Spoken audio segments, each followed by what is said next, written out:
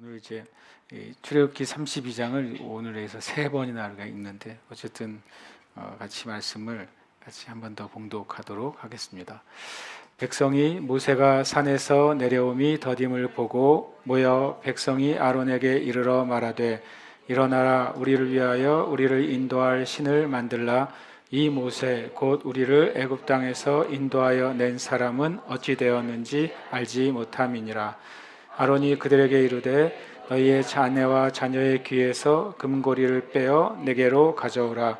모든 백성이 그 귀에서 금고리를 빼어 아론에게로 가져가매 아론이 그들의 손에서 금고리를 받아 부어서 조각칼로 새겨 송아지 형상을 만드니 그들이 말하되 이스라엘아 이는 너희를 애굽 땅에서 인도하여 낸 너희의 신이로다 하는지라. 아론이 보고 그 앞에 제단을 쌓고 이에 아론이 공포하여 이르되 내일은 여호와의 절일이니라 하니 이튿날에 그들이 일찍이 일어나 번제를 드리며 화목제를 드리고 백성이 앉아서 먹고 마시며 일어나서 뛰놀더라. 여호와께서 모세에게 이르시되 너는 내려가라. 내가 애굽 땅에서 인도하여 낸 내 백성이 부패하였도다. 그들이 내가 그들에게 명령한 길을 속히 떠나 자기를 위하여 송아지를 부어 만들고 그것을 예배하며 그것에게 제물을 드리며 말하기를 이스라엘아 이는 너희를 애굽 땅에서 인도하여 낸 너희의 신이라 하였도다. 여호와께서 또 모세에게 이르시되 내가 이 백성을 보니 목이 뻣뻣한 백성이로다. 그런즉 내가 하는 대로 두라. 내가 그들에게 진노하여 그들을 진멸하고 너를 큰 나라가 되게 하리라. 모세가 그의 하나님 여호와께 구하여 이르되 여호와여 어찌하여 그 큰 권능과 강한 손으로 애굽 땅에서 인도하여 내신 주의 백성에게 진노하시나이까? 어찌하여 애굽 사람들이 이르기를 여호와가 자기의 백성을 산에서 죽이고 지면에서 진멸하려는 악한 의도로 인도해 내었다고 말하게 하시려 하나이까? 주의 맹렬한 노를 그치시고 뜻을 돌이키사 주의 백성에게 이 화를 내리지 마옵소서. 주의 종 아브라함과 이삭과 이스라엘을 기억하소서. 주께서 그들을 위하여 주를 가리켜 맹세하여 이르시기를 내가 너희의 자손을 하늘의 별처럼 많게 하고 내가 허락한 이 온 땅을 너희의 자손에게 주어 영원한 기업이 되게 하리라 하셨나이다. 여호와께서 뜻을 돌이키사 말씀하신 화를 그 백성에게 내리지 아니하시니라. 모세가 돌이켜 산에서 내려오는데 두 증거판이 그의 손에 있고 그 판의 양면 이쪽 저쪽에 글자가 있으니 그 판은 하나님이 만드신 것이요 글자는 하나님이 쓰셔서 판에 새기신 것이더라. 여호수아가 백성들의 요란한 소리를 듣고 모세에게 말하되 진중에서 싸우는 소리가 나나이다.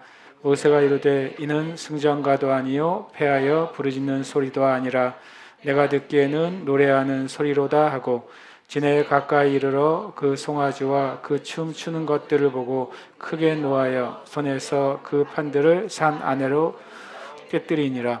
모세가 그들이 만든 송아지를 가져다가 불살라 부수어 가루를 만들어 물에 뿌려 이스라엘 자손에게 마시게 하니라. 모세가 아론에게 이르되 이 백성이 당신에게 어떻게 하였기에 그들을 큰 죄에 빠지게 하였느냐. 아론이 이르되 내 주여 노하지 마소서. 이 백성의 악함을 당신이 아나이다. 그들이 내게 말하기를 우리를 위하여 우리를 인도할 신을 만들라. 이 모세 곧 우리를 애굽 땅에서 인도하여 낸 사람은 어찌 되었는지 알 수 없노라 하기에 내가 그들에게 이르기를 금이 있는 자는 빼내라 한즉 그들이 그것을 내게로 가져왔기로 내가 불에 던졌더니 이 송아지가 나왔나이다. 모세가 본즉 백성이 방자하니 이는 아론이 그들을 방자하게 하여 원수에게 조롱거리가 되게 하였음이라. 이에 모세가 진문에 서서 이르되 누구든지 여호와의 편에 있는 자는 내게로 나오라 하매 레위 자손이 다 모여 그에게로 가는지라. 모세가 그들에게 이르되 이스라엘 하나님 여호와께서 이렇게 말씀하시기를 너희는 각각 허리에 칼을 차고 이 진이 문에서 저 문까지 왕래하며 각 사람이 그 형제를 각 사람이 자기의 친구를 각 사람이 자기의 이웃을 죽이라 하셨느니라. 레위 자손이 모세의 말대로 행하며 이날에 백성 중에 3,000명 가량이 죽임을 당하니라. 모세가 이르되 각 사람이 자기의 아들과 자기의 형제를 쳤으니 오늘 여호와께 헌신하게 되었느니라. 그가 오늘 너희에게 복을 내리시리라. 이튿날 모세가 백성에게 이르되 너희가 큰 죄를 범하였도다. 내가 이제 여호와께로 올라가노니 혹 너희를 위하여 속죄가 될까 하노라 하고 모세가 여호와께로 다시 나아가 여짜오되 슬프도소이다. 이 백성이 자기들을 위하여 금신을 만들어 싸우니 큰 죄를 범하였나이다. 그러나 이제 그들의 죄를 사하시옵소서. 그렇지 아니하시오면 원하건대 주께서 기록하신 책에서 내 이름을 지워버려 주옵소서. 여호와께서 모세에게 이르시되 누구든지 내게 범죄하면 내가 내 책에서 그를 지워버리리라. 이제 가서 내가 내게 말한 곳으로 백성을 인도하라. 내 사자가 내 앞서 가리라. 그러나 내가 보응할 날에는 그들의 죄를 보응하리라. 여호와께서 백성을 치시니 이는 그들이 아론이 만든 바 그 송아지를 만들었음이더라. 아멘. 우리가 지난 주에 이어서 이제 모세의 중보기도 세 번째 말씀입니다. 우리 지난 주에 24절까지 같이 함께 나눴던 걸 기억합니다. 그러니까 이 24절에 이 아론이 그 새빨간 거짓말을 하고서 끝냈어요. 귀걸이를 불에 던졌더니 이 금송아지가 튀어나왔다고 이렇게 이런 정말 그 놀라운 말로 거짓말을 했습니다. 그 다음에 이제 모세가 이제 아론은 사람들 앞에서 이제 귀걸이를 던졌더니 그것이 송아지가 됐다 이렇게 말을 하고 있고 뒤에 있는 그 백성들은 아론의 말처럼 그렇다고 그러면서 이제 동조하고 있는 상황이에요. 그래서 모세의 편에서 보면 어떻습니까? 정말 기가 찬 상황이잖아요. 40일 동안 이제 하나님의 그 놀라운 그 임재와 하늘의 그 놀라운 것을 보고 듣고 또 하나님의 그 말씀을 가지고 내려왔는데 그런데 이제 아론은 아주 굉장히 뻔뻔스럽게 자신이 한 일이 자기 책임이 아니고 또 이스라엘 백성들의 책임이고 게다가 더해서 금을 불 속에 넣었더니 스스로 금송아지가 돼서 나왔다. 이런 상황이고 또 25절에 보니까 모세가 본즉 백성이 방자하니 이는 아론이 그들을 방자하게 하여 원수에게 조롱거리가 되게 하였습니다. 이 말 잘 안 쓰잖아요. 방자한 것 이런 말 우리가 안 쓰는데 성경에 이제 방자한다는 단어가 나와요. 근데 이 방자가 제가 이제 여러분도 찾아보시면 알겠지만 너무 심각한 단어인 거예요. 방자하다는 말이 이제 파라라는 히브리어를 사용하는데 파라의 뜻이 여러 가지가 있는데 하나는 그 곱비가 풀어지다라는 뜻이에요. 그러니까 실은 소나 말을 제어하기 위해서 곱비를 묶어 놓는데 그게 풀어지면 어떻게 하겠어요? 그러니까 지 멋대로 이제 뛰어다니는 거죠. 그리고 또 이 방자하다는 파라의 뜻은 제어할 수 없는 상태를 방자하다고 말하는 거죠. 이제 모세도 제어가 안 되는 거예요. 당연히 아론도 제어가 안 되고 왜냐하면 아론이 그들을 이미 방자하게 풀어놔 버렸어요. 그래서 이제 모세가 내려왔는데도 이 제어가 안 돼요. 심지어는 그 전에 보면 그 금송아지를 갈아서 마시게 했잖아요. 그런데도 제어가 안 되는 상태에 있었어요. 그래서 제가 좀 신기했어요. 왜냐하면 그 전에 이미 모세가 이 돌판을 깨트리고 짠 하고 나타났을 때 이스라엘 백성이 얼마나 기겁하고 놀랬겠어요. 죽었을 거라고 생각한 모세가 나타났으니 굉장히 충격을 받았을 거예요. 그리고 또 더해서 모세가 엄청 분노하면서 그 금송아지를 갈아서 말 그대로 갈아 마시게 했잖아요. 그것도 이제 이스라엘 백성에게 엄청난 이제 두 번째 어떤 자신들의 죄를 인식하게 하는 상황이 됐잖아요. 그런데도 이 모세가 볼 때 아론과 백성이 방자할 수 있는가? 여러분 한번 생각해 보세요. 만약에 어린 아이와 부모의 관계에서도 정신없이 막 집안을 막 엉망으로 만들고 있는데 부모가 와가지고 이제 뭐 소리를 지르고 화를 내면 일단 자녀들이 깜짝 놀랄 거 아니에요. 그래서 그 저지른 거 다 치우라 그러면 이제 치울 거 아니야. 그럼 그때 벌써 이미 풀이 죽어 있을 거 아니에요. 그리고 이제 무슨 혼을 나야 되나, 매를 맞아야 되나, 벌을 서야 되나, 이렇게 그런 심각한 상태 아니에요, 지금? 그런데 25절은 납득이 안 되는 거예요. 왜 이런 상황이 벌어졌을까? 그러면서 방자라는 단어를 다시 한번 제가 이제 보게 됐어요. 백성이 방자하니 이른 아론이 그들을 방자하게 한 상태가 되어 있었다는 것이고, 그리고 원수에게 조롱거리가 됐다는 거예요. 이스라엘 백성들의 상태가 조롱거리가 됐어요. 조롱거리는 결국엔 뭐냐면 하나님 앞에서 이 원수가 당신의 백성이 완전히 타락해서 이제 쓸모 없게 됐네요. 이런 뜻이에요. 하나님이 이제 쉽게 하면 하나님에게 원수가 사단이 하나님의 일은 이제 실패가 됐어요라고 하는 것이나 마찬가지인 것이죠. 어떤 지경을 방자하다고 하는가? 그러다가 다른 영어 성경을 찾다가 깜짝 놀랐어요. 왜냐하면 다른 성경들은 그냥 이렇게 제어할 수 없는 법이 없는 상태 이런 식으로 번역을 했는데 원어 성경을 그대로 이제 단어 대 단어로 번역한 성경이 이제 킹 제임스 성경이잖아요. 킹 제임스 성경은 엄청난 단어로 번역을 해놨어요. 뭐라고 했냐면 그들이 naked라고 써 있어요. naked가 뭡니까? 벌거벗었다 이렇게 번역을 했어요. 근데 방자하다는 단어에 파라라는 단어를 찾아보니까 곱가 풀어졌다, 제어할 수 없는, 그러다가 벌거벗은이라는 뜻이 있어요.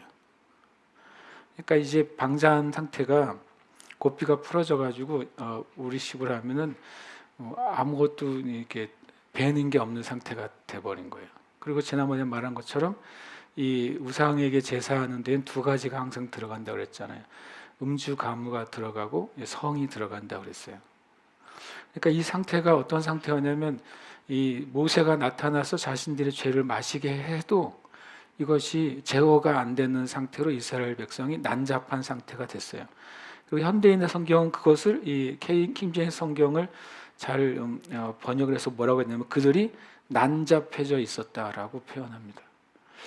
그러니까 이 상태를 모세가 보니까 백성들이 술 취하고 벗고 이렇게 정말 정신없는 상태가 되어 있었다는 거예요. 그러니까 쉽게 말하면 말이 안 통하는 상태예요. 어떤 이제 말로 또는 모세의 영적인 권위로 해결이 될 수 있는 상태가 아닌 상태인 것입니다. 그러면서 이제 아론이 이제 이에 모세가 진문에 서서 소리를 지릅니다. 누구든지 여호와의 편에 있는 자는 내게로 나오라. 이 말은 뭐냐면 이스라엘 백성의 이 상태로는 도대체 이들이 주님 편에 있는지 없는지 알 수가 없는 거예요. 다 타락돼 있고 다 우상에게 마음이 빼앗겨 있는 것처럼 보이는 상태예요. 그러니까 이 모세가 소리를 지릅니다. 누구든지 여호와의 편에 있는 자는 내게로 나오라. 실은 굉장히 절규 같은 소리죠. 실은 모세의 전 절규라고 생각해요.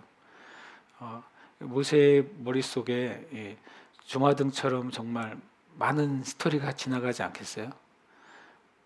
굳이 표현하면 이제 성경적으로 보면 40세에 이 약한 백성을 자기가 구해볼 요량으로 살인까지 했는데 결국엔 그때는 이 이스라엘 백성들이 모세를 거절했고 그리고 살인자가 돼서 40년 동안 미디안 광야에서 나그네 삶을 살았는데 그 40년 뒤에 하나님이 모세를 부르시고 자신의 의지나 자신의 비전이 아니라 주님의 소명에 의해서 이스라엘 백성의 이제 목자가 되잖아요. 그리고 좀 우여곡절을 많이 겪잖아요. 바로 앞에서 정말 어떻게 보면 바로 앞에 선다는 것은 생명을 걸고 서는 건데 거기서 10가지 하나님의 그 권능의 재앙을 나타내고 그리고 유월절을 세우고 그리고 출애굽시키고 그리고 홍해를 건너고 그리고 끊임없이 그 사이에서도 원망하고 또 모세를 대적했던 그들이잖아요. 이제는 주님이 오라고 하는 시내산까지 어떻게 왔는데 와서 이제 모세가 하나님의 산에 올라가서 이제 이스라엘 백성이 진짜 하나님의 백성, 진짜 율법의 백성이 될 수 있는 딱 그 시간인데 그런데 내려오니까 정말 정말 엉망진창인 거예요. 그런 경우에 여러분 우리가 경험했을까요? 그러니까 다 잘 됐다고 생각했는데 모든 기대와 소망이 한 번에 완전히 무너지는 경험. 때로는 우리의 삶에 글쎄 사람마다 이런 경험을 했을 수도 있고 못했을 수도 있어요. 그렇잖아요. 만약 모세가 하나님 앞에서 그 40일 동안 그 하나님의 영광의 구름 안에서 그 놀라운 하나님의 말씀을 받을 때 모세가 내려갈 때 어떤 기대를 가졌겠어요? 모세의 기대요. 이스라엘 백성들이 하나님의 말씀을 받을 수 있는 그런 경건한 상태로 기다리는 이스라엘 백성을 어느 정도 상상하지 않았겠어요? 마치 자신은 지금 하나님의 그 임재 안에 있었으니까 이 이스라엘 백성들도 하나님의 말씀을 들을 준비로 이렇게 기대감과 그리고 두렵고 떨리는 마음과 그 경건함으로 기다리고 있을 거라고 조금은 기대하지 않았겠어요?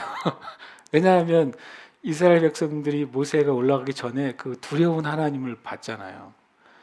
그 시내산에 임한 하나님의 그 불과 또 구름과 그 소리를 듣고 이스라엘 백성이 뭐라고 말했냐면 우리가 도저히 그 말씀을 못 듣겠다. 말씀 듣다가 우리가 죽을 것 같으니까 당신이 가서 하나님 아버지의 말씀을 듣고 우리에게 와서 우리에게 말씀하면 우리가 그대로 행하겠습니다.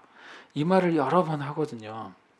그 상태에서 모세가 올라갔기 때문에 모세의 기대는 제가 보기에는 이 시내산에서 받은 은혜만큼이나 이스라엘 백성들에게 기대했을 거라고 저는 생각해요. 그게 또 한편으로는 당연하고 합당하다고 생각합니다. 근데 모세가 내려와서 본 것은 정말 어찌 보면 절망 그 자체죠. 어떤 하나님이 세우신 지도자가 절망할 수 있는 맨 밑바닥이에요. 조금 실망하거나 조금 좀 고민하는 상태가 아니라 하나님이 모세를 이스라엘 백성의 지도자, 인도자로 세워주셨는데 그 지도자가 가질 수 있는 최악의 절망, 저는 이때라고 생각해요. 그 절망 가운데서 26절에 소리 지르는 거예요. 누구든지 여호와의 편에 있는 자는 내게로 나오라. 저는 되게 절규같이 느껴졌어요. 마치 뭐냐면 이렇게 아무도 없단 말인가 그것이죠. 아무도 하나님을 끝까지 기다리고 하나님의 말씀을 기다릴 수 있는 사람이 정말 한 사람도 없단 말인가 그런 심령이 실은 모세의 마음인 것 같아요. 제가 말씀을 가만히 이렇게 묵상하다 보니까 가끔 성경을 우리가 특히 구약은 신약은 좀 다른 차원이긴 하지만 구약은 말씀을 묵상할 때 우리가 마치 그 말씀 안에 있는 인물의 신을 신어보는 거죠. 그러면 구약의 말씀이 좀 이렇게 생생하게 묵상이 될 때가 있어요. 내가 모세의 신을 신고 있다면 내가 누구든지 여호와의 편에 있는 자는 내게로 나오라 이렇게 부르짖을 때 모세의 심정은 어땠겠어요? 저는 제가 이제 나눈 게 그런 심정이었을 것 같아요. 그런데 레위 자손이 다 모여 그에게로 갑니다. 이것도 엄청 신기한 일이잖아요. 왜냐하면 표면적으로는 하나님이 그러셨어요. 너의 백성이 타락했다고 그랬어요. 그랬잖아요. 내려가라. 네가 출애굽시킨 그 백성이 다 타락했어. 하나님이 하신 말씀이고 모세가 여러 가지 생각을 가지면서 내려왔는데 자기의 처음 기대와 다르게 진짜 완전히 엉망진창이 된 이스라엘 백성을 보고 절규하듯이 내 편은 하나님 편에 있는 자는 나오라고 했는데 정말 신기하게 레위 자손이 나왔다는 게 신기해요. 마치 정말 이런 생각이 들었어요. 이 레위 자손이 다 모여 그에게로 가는지라 이 말씀 제가 읽으면서 주님이 엘리야가 주님께 절규하잖아요. 주님 다 얻고 나만 남았어요 그러잖아요. 저는 약간 이제 26절이 그 엘리야의 그 부르짖음하고 이렇게 오버랩이 됐어요. 그랬더니 하나님이 뭐라고 그러세요? 무슨 소리야? 내가 바알에게 무릎 꿇지 않은 7,000명을 남겨뒀다 그러시잖아요. 마치 그런 느낌이었어요. 모세는 완전히 정말 절망스럽고 낙심하고 그리고 실은 어떻게 보면은 두려운 마음으로 이렇게 울부짖을 때 하나님은 놀랍게도 레위 자손들의 마음을 일으켜 주셨죠. 레위 자손이 처음부터 죄 짓지 않은 게 아니에요. 그냥 하나님 너희 백성이 다 타락했다 그랬으니까. 레위도 이 아론과 또 악한 자들에게 꼬임에 빠져서 아마 그 타락 가운데 있었을지도 몰라요. 그런데 그들이 깨달은 것이죠. 놀랍게도 레위 자손들이 이것이 아니구나라는 걸 깨달았고 그들이 주님께로 모세에게 나온 것 자체가 이들이 회개하고 나온 것이죠. 그들이 회개했어요. 그리고 하나님 편에 서기로 결정했어요. 그러니까 이미 만약에 구도적으로 보면 아론과 모든 이스라엘 백성은 이미 송아지 신에게 실은 마귀에게 실은 마음이 빼앗긴 상태죠.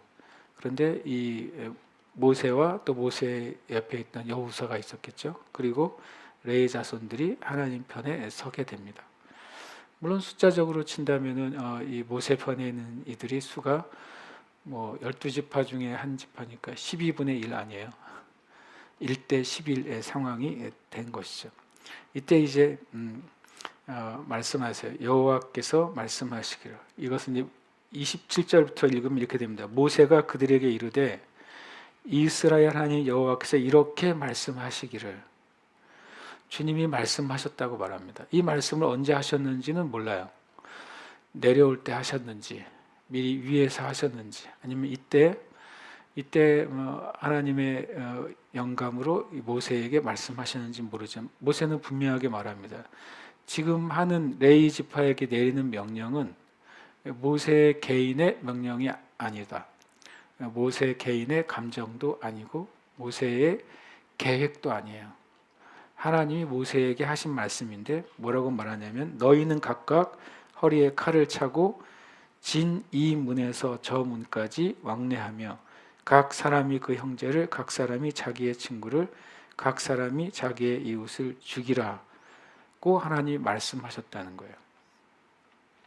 이 말씀 자체가 실은 굉장히 기가 막힌 하나님의 명령이잖아요. 제가 지난번에도 말하고 이제 오늘도 말씀드렸지만 이 레위 자손이 누구를 죽여야 될지 알 수 있었겠어요, 없었겠어요? 당연히 있었을 것입니다. 어떤 무작위로 누군가를 죽이라고 말씀하신 게 아니라 너희는 그 형제, 그 친구, 그 이웃 가운데 어떤 자들이요? 방자에 행하는 자들이요. 모세가 분명히 죄를 드러냈는데 죄를 마시게 했음에도 불구하고 모세가 40일 만에 살아 도와왔음에도 불구하고 하나님이 살아계신다는 사실이 드러났음에도 불구하고 여전히 방자에 행하는 말씀에 의하면 완전히 고삐가 풀린 망아지처럼 법이 없는 백성처럼 벌거벗은 타락한 자처럼 그런 상태에 있는 이들을 죽이라고 말씀하십니다. 그리고 성경의 증언에 의하면 레위 자손이 모세의 말대로 행하매 그날의 백성 중에 3,000명 가량이 죽임을 당하니라라고 기록되어 있습니다. 성경에 나온 가장 슬픈 장면이라고 저는 생각해요. 인간의 타락 이후에 가장 슬픈 장면 중에 하나는 바로 출애굽기 32장 27절, 28절이죠. 왜냐하면 그들이 돌이킬 수 없는 상태에 이르렀다는 거예요.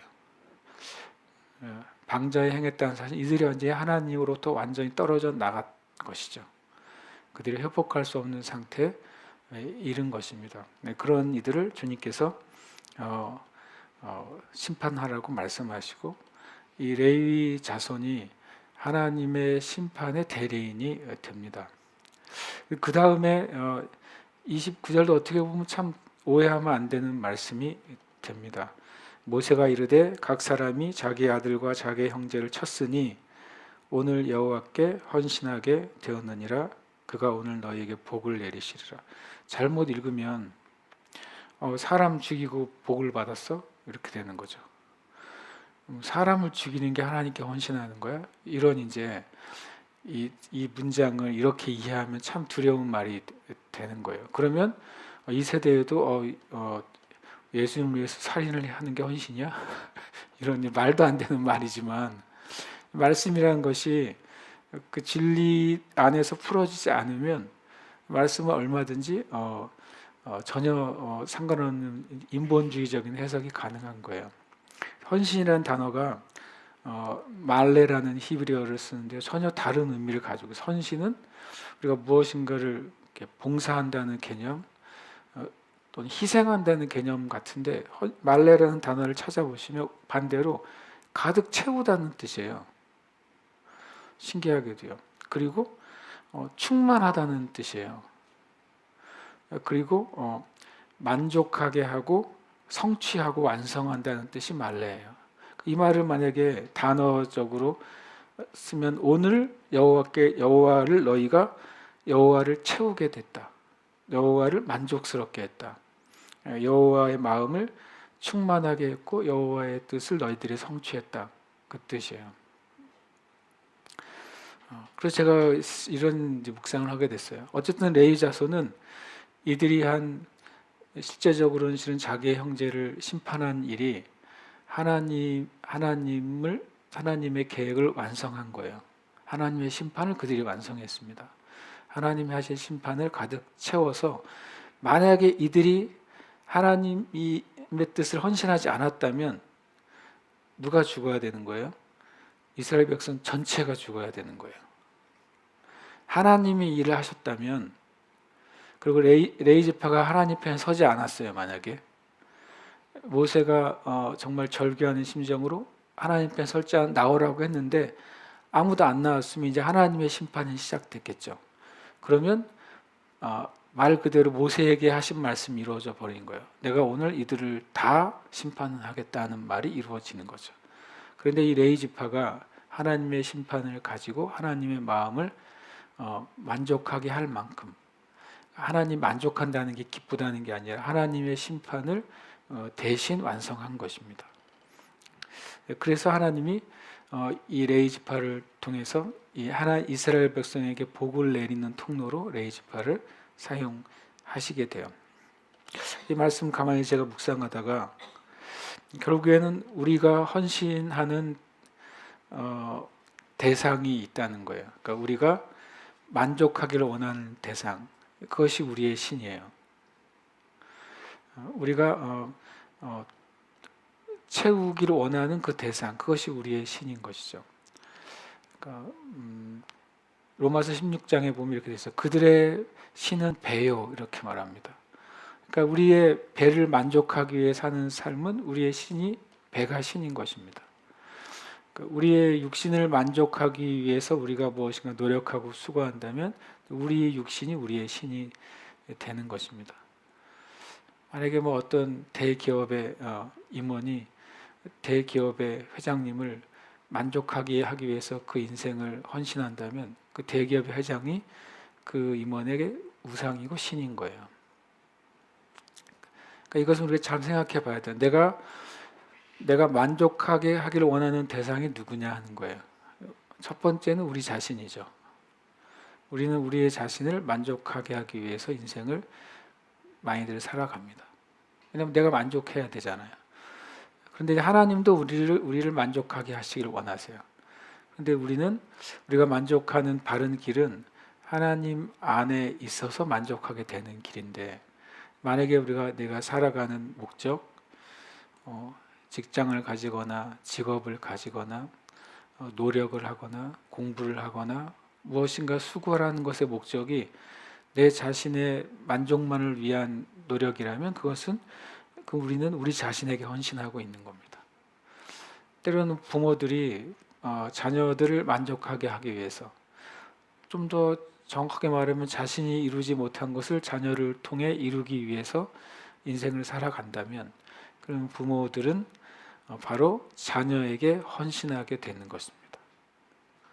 이게 되게 중요한 문장이에요. 우리가 어떤 대상에 헌신하고 있느냐 하는 것입니다.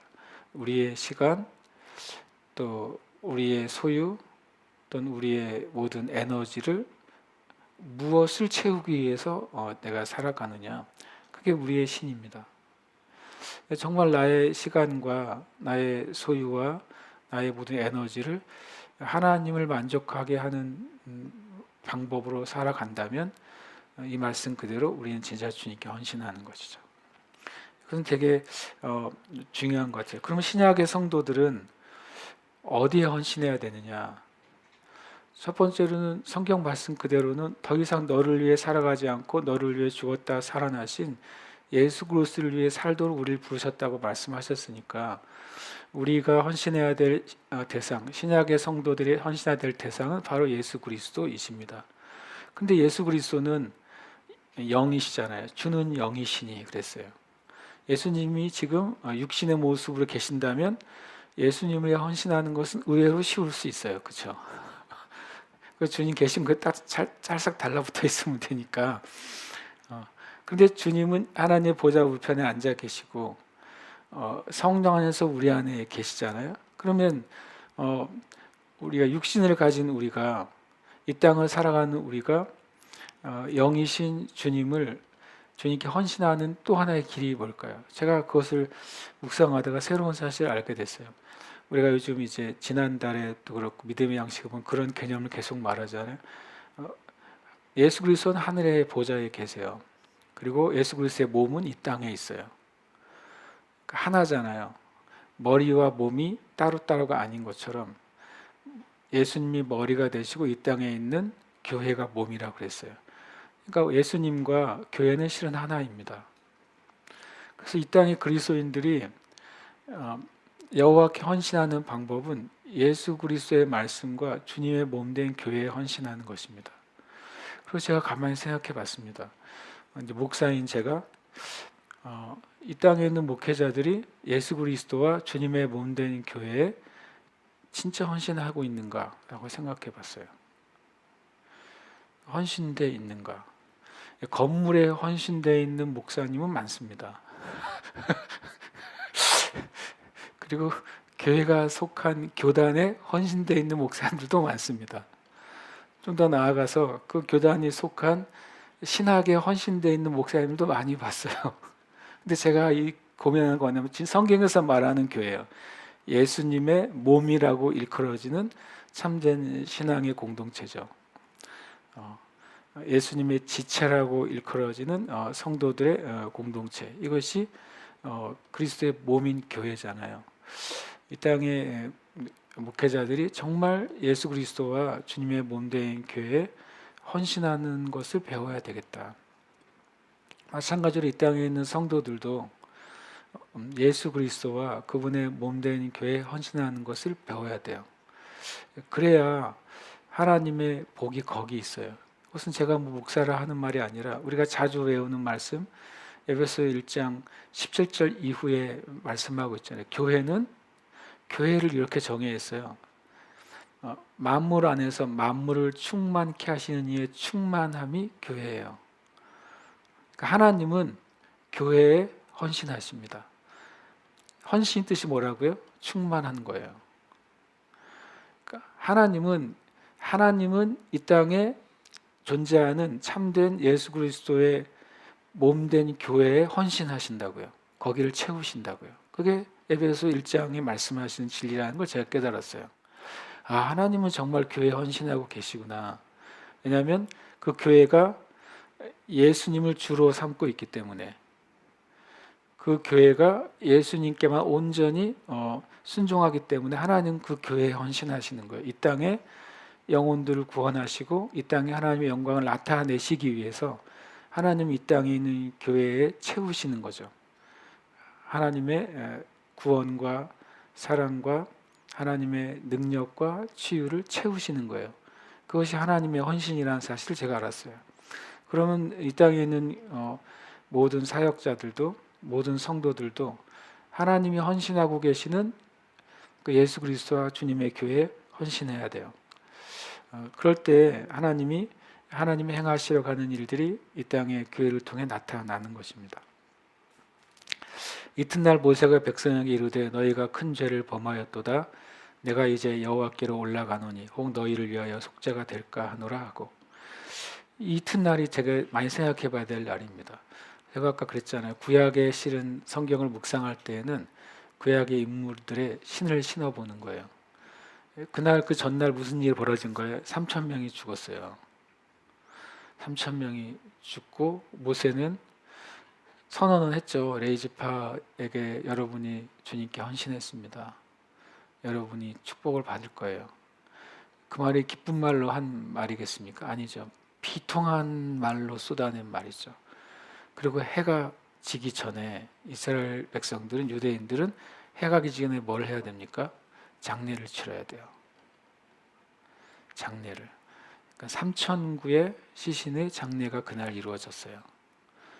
이스라엘 백성들이 진 있고 진 밖에 땅을 파고 묻었겠죠. 그러니까 이스라엘 백성이 그 전에는 얼마나 비통했겠어요. 죄 때문에 비통하기도 했겠고, 자기의 가족이 자기 대신 죽임 당했다는 그 무거운 죄책감 때문에 비통했을 것이고, 그 실제로 레위 지파들은 어땠겠어요? 그 밤에 잠이 저는 안 왔을 것 같아요. 그 잠이 오겠어요? 하나님의 그 신에 감동돼서 하나님의 심판의 대리인이 됐지만 말 그대로 손에 피를 묻혔잖아요. 같은 민족의 피를, 전쟁도 아니고요. 그날 밤이 흘러가는 동안 모세는 또 모세의 자기 텐트에서 어땠겠어요? 저는 이 이튿날이 그냥 제 표현이에요. 출애굽해서 가장 긴 한 날인 것 같아요. 너무너무 길었을 것 같아요. 이 시간이 멈춰져 버렸을 것 같아요. 이 이스라엘 진영 전체에. 아마 소리가 있다면 철없는 아이들의 소리밖에 나지 않았을 것 같다. 누가 말하지 않아도 누구도 먹고 마시지 못했을 것 같다. 그건 제 생각이에요. 막 그날 다음 날 새벽에도 만나가 내렸겠죠. 온 천지에 들에 만나가 가득히 내렸을 거예요. 그렇죠? 저는 누가 어느 가장이 그 새벽에 나가서 그 만나를 주어서 식사 준비를 하려고 했을까, 이 생각도 제가 했어요. 그냥 제 생각으로 못했을 것 같아요. 우리는 그 경험해보지 못했지만 그 이튿날이 저녁 해가 지고 다음 날 아침이 올 때까지 모세는 수도 없이 많은 생각을 했겠죠. 수도 없이 많은 생각을 하고 이 문제를 어떻게 해결해야 되냐. 앞으로 더 전진할 수도 없고, 모세 입장에서 돌아갈 수도 없고, 여기서 영원히 살 수도 없고, 뭐 정말 제가 보기엔 정말 그 밤이 하나님이 지도자를 세웠으니까 하는 고민이 있을 거 아니에요. 그러다가 밤새 고민하고 하는 말이에요. 너희가 큰 죄를 범하였도다. 내가 이제 여호와께로 올라가노니. 이 말도 참 정말 죽기보다 싫은 말이에요. 하나님 앞에 이 죄를 가지고 올라가야 되는 거예요. 기쁘게 올라가려면 뭐 한달음에 올라가죠. 그런데 이스라엘의 완전한 타락, 그리고 3천 명의 희생, 그 앞에서 모세가 이 큰 죄를 가지고 속죄하기 위해서 올라가야 된다는 사실을 아는 것이죠. 그러니까 지난주에 말한 것처럼 모세의 결론은 이거였어요. 제가 보기에 이들의 죄값을 이들이 치렀는데, 이 죄값을 치렀다고 죄 자체가 사라지는 건 아니에요. 문제는 이들이 하나님의 백성이 되거나 주님이 약속하신 가나안 땅에 가려면 이 죄 자체가 사라져야 돼요. 그 죄 자체가 사라지게 하기 위해서 이 모세가 깨달은 것은, 내가 내 자신을 희생해서라도 하나님이 하신 말씀이 이루어지도록 해야 되겠다. 이것이 모세의 마음이에요. 모세가 정말 귀한 하나님의 사람이죠. 왜냐하면 이제 이 마음을 왜 품었다고 제가 확신할 수 있냐면 그 다음 말 때문입니다. 모세가 여호와께로 다시 나아갑니다. 모세가 8번 올라갔잖아요. 이 중에 제일 힘들게 올라간 때예요. 40일 금식했어요. 할아버지가 40일 금식하고 내려와서 정말 비통한 일을 경험하고, 글쎄요, 한 끼를 먹었을까 그건 모르겠어요. 유대인들의 전통에 의하면 다시 올라가서 40일 금식했다고 나옵니다. 40일 동안 금식한 이 할아버지가 정말 비통한 심정으로 자기 생명을 걸고 다시 올라가는 거예요. 이제 모세야말로 진짜 위대한 하나님 사람이죠. 그리고 올라가서 말합니다. 슬픕니다. 큰 죄를 범했습니다. 이제 그들의 죄를 사해 주시는데 제 생명값을 드리겠다는 거죠. 진짜 진정한 중보자죠. 모세는 정말 위대한 하나님의 사람입니다. 요즘 표현을 하면 빅딜을 합니다. 모세가 하나님께 주님 저를 이제 지워주시고 이 백성들 살려주세요라고 딜을 하는 것이죠. 정말 하나님의 사람이에요. 그때 이제 하나님 말씀하십니다. 누구든지 내게 범죄하면 내가 내 책에서 그를 지워버리리라. 참 이 말이 되게 신기한 게 모세가 하나님한테 책이 있는 걸 알았어요. 그리고 구원받을 자들의 이름이 책에 기록된 사실을 놀랍게도 모세가 알았잖아요. 이거 생명책, 그 신약의 개념인 줄 알았는데 구약의 개념인 거예요. 생명책의 개념은 계시록의 개념이 아니라 실은 출애굽기의 개념인 게 놀랍게 돼요. 모세는 그것을 알고 있었기 때문에 이 말을 하잖아요. 또 보았기 때문에 이 말을 하는 거예요. 그러니까 하나님이 말씀하십니다. 내가 내 책에서, 나의 책에서 그를 지워버리게 될 거다라고 말씀합니다. 그러면서 이것은 놀랍게도요. 모세가 자기의 생명을 걸고 결과를 얻어요. 어떤 결과를 얻습니까? 하나님의 약속을 얻습니다.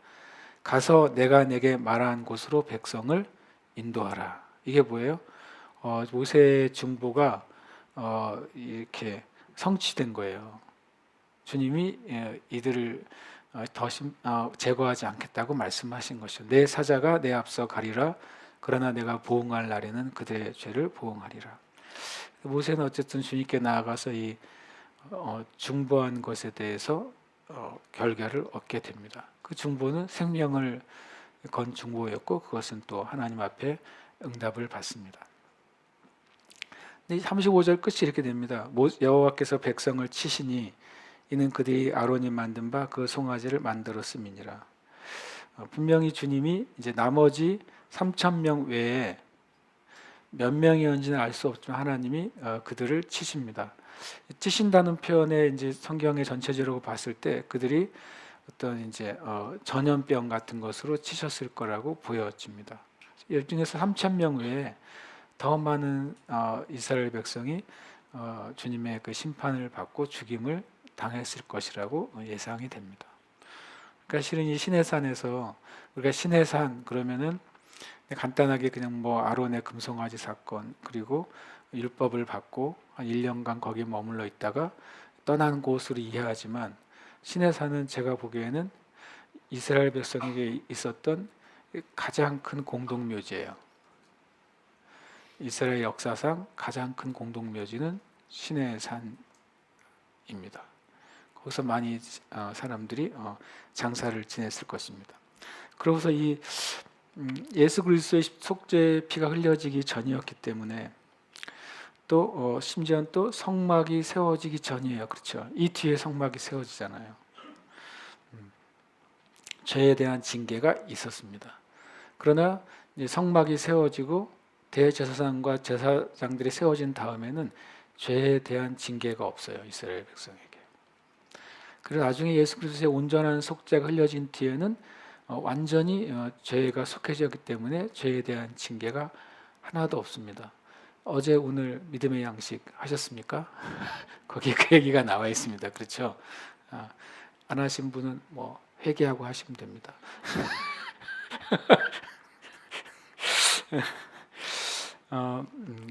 저 지난주에 한번 읽고 기도했는데요. 하나님과 사람 사이의 중보자도 한 분이시니 사람이신 그리스도 예수라라고 되어 있고 히브리서 12장 24절에도 새 언약의 중보자이신 예수와 및 아벨의 피보다 더 나은 것을 말하는 뿌린 피니라. 결국엔 중보는 예수님과 예수님의 보혈에 의해서 완성이 됐습니다. 지난주에 한번 용어를 더 정리하자고 하긴 했지만 한 번 더 오늘 용어를 좀 정리하려고 하는데요. 이겁니다. 중보자라는 단어. 이 디모데전서 2장 5절에 중보자라는 단어가 나오고 히브리서 12장 24절에 중보자라는 단어가 나옵니다. 이 중보자라는 단어는 헬라어로 메시테스라고 합니다. 이건 여러분이 기억을 하셔야 될 단어예요. 근데 실은 이 메시테스라는 단어를 찾으면 중재자라고 되어 있고 영어로는 메디에이터라고 되어 있습니다. 그러니까 두 사이에 서 있는 사람을 말하는 것이죠. 그러니까 디모데전서 2장 15절에 나오는 하나님과 사람 사이의 중재자는 딱 한 명인 거예요. 이게 이제 메시테스입니다. 신약 성경에 6번 나오는데요. 놀랍게도 갈라디아서에 2번 나오고 디모데전서에 1번 나오고 히브리서에 나머지 3번이 나오는데 딱 두 사람에게만 이 단어가 쓰여져요.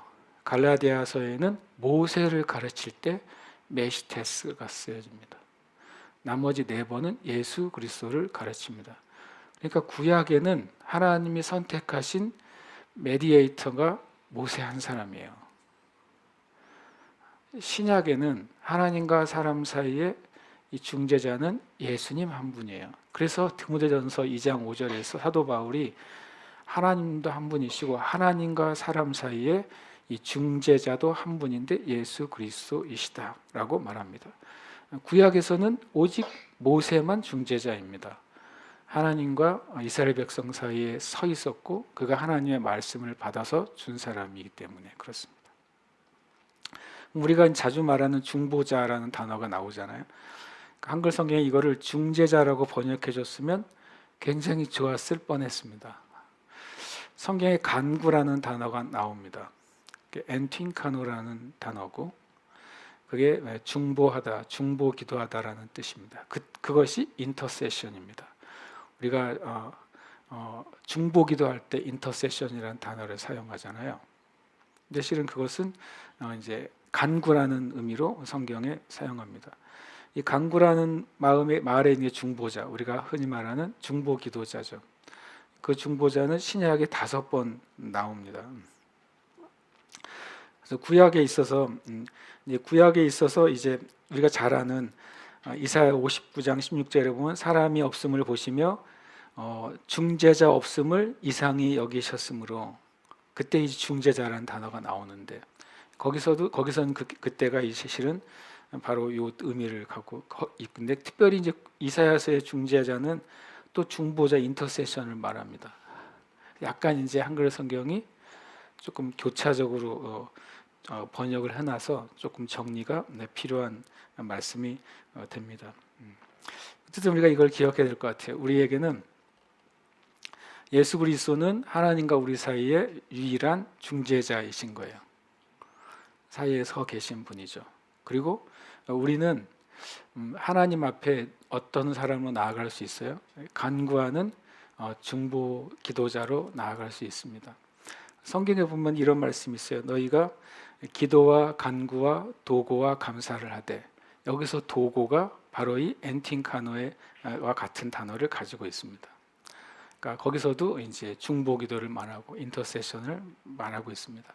우리가 이걸 이제 정리할 필요는 있어서 한번 정리를 드립니다. 어쨌든 이제 오늘 나누고 싶은 건 그거죠. 구약에는 이스라엘 백성 전체를 두고 이 모세가 하나님 앞에 중재자가 돼서 나아가고 그 하나님의 응답을 받아요. 자기의 생명을 걸죠. 그러나 이제는 신약에서는 예수 그리스도께서 구약의 그림자가 아니라 진리의 실제이신 예수님께서 오셔서 그분 자신이 제물이 되시고 그분 자신의 피로 말미암아 죄를 속하시고 그분 자신이 하나님과 우리 사이에 영원한 유일한 한 분 중보자가 되셔서 우리에게 구원을 베푸신 것입니다. 같이 함께 읽겠습니다. 만일 하나님이 우리를 위하시면 누가 우리를 대적하리요? 자기 아들을 모든 사람을 위하여 내주시니가 모든 것을 우리에게 주시지 아니하겠느냐? 누가 능히 고발하리요? 누가 정죄하리요? 누가 우리를 그리스도의 사랑에서 끊으리요? 아멘. 그러니까 이 말씀 참 너무 감사하죠. 이 사도 바울이 이 말을 우리에게 전달해 줄 수 있는 이유는 바로 예수님의 희생 때문입니다. 이것이 가능한 이유는 누구도 이 말은 원래 뒤집으면 뭐가 됩니까? 하나님이 우리를 위하시고 예수 그리스도 안에서 모든 것을 우리에게 주셨기 때문에 우리는 이렇게 읽는 것이죠. 누구도 우리를 대적하지 못하게 되었다. 누구도 우리를 고발하지 못하게 되었다. 누구도 우리를 정죄하지 못하게 되었고 누구도 우리를 그리스도의 사랑에서 끊지 못하게 되었다라고 하는 겁니다. 그래서 우리는 말씀 읽을 때 그렇게 고백해야 돼요. 어떤 마귀도 나를 대적할 수 없으며 어떤 존재도 나를 예수 그리스도의 보혈 앞에서 나를 고발할 수 없고 정죄할 수 없고 그 사랑에서 끊을 수 없다. 이것은 우리가 해야 될 고백이죠. 이것은 진리의 선포고 우리는 이 말씀을 가지고 고백하는 것입니다. 만약에 여러분 안에 이것에 반대되는 감정과 이것에 반대되는 메시지가 나온다면 우리는 로마서 8장 31절 펴서 선포해야 돼요. 마귀는 항상 이것에 반대되는 감정과 느낌과 그리고 메시지를 우리에게 도전해 오기 때문에 그렇습니다. 우리가 할 수 있는 최고의 방어는 말씀을 펴는 것입니다. 말씀을 펴서 그것을 우리가 우리 자신에게 읽고 또 우리를 참소하는 마귀에게 읽어주고 우리에게 이 말씀을 약속하신 하나님께 이 말씀을 가지고 나아가시기를 축복합니다. 함께 이 시간 기도하겠습니다. 참 이 출애굽기 32장에서 정말 늘 우리가 보지만 모세 그분은 정말 누구인가 이런 생각이 들게 돼요. 그리고 바로 예수 그리스도 그분이 정말 우리에게 어떤 분이신가 이런 생각을 다시 한번 또 하게 됩니다. 그러나 주님의 그 은혜 안에서 우리가 얻은 것 위에 서 있어야 됩니다. 정말 우리가 어디에 헌신해야 되겠습니까? 우리가 무엇을 채우기 위해 무엇을 만족해 하기 위해 우리의 시간과 우리의 가진 것과 에너지와 우리의 인생을 쏟아 부어야 되겠습니까? 저는 분명히 예수 그리스도와 그분의 몸된 교회를 위해서 우리를 부르셨다고 저는 믿습니다. 하나님 우리가 누구인지 깨닫게 해주시고 우리가 헌신해야 될 그 주님의 영역이 어디인지 깨닫게 하여 주시옵소서. 지금 함께 이 시간 기도하겠습니다.